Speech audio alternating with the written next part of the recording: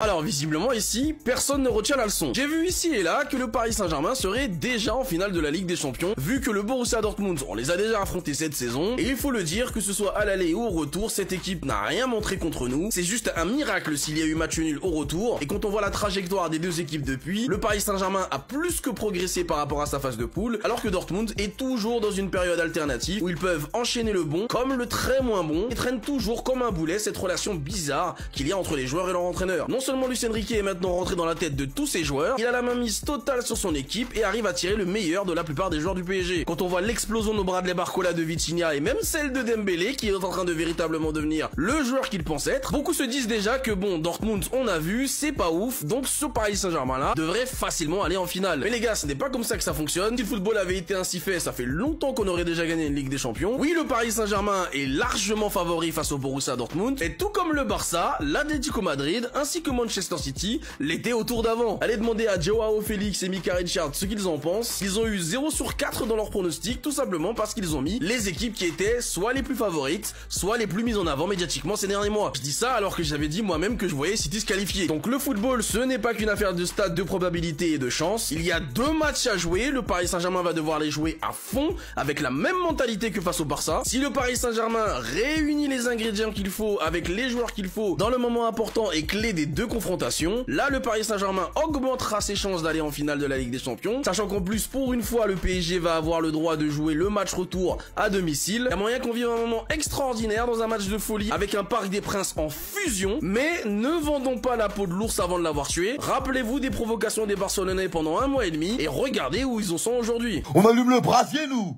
On a peur de rien, on se rend pas les couilles, tu crains Paris ou quoi? Oh lâcher de l'arbre, je m'en remettrai jamais.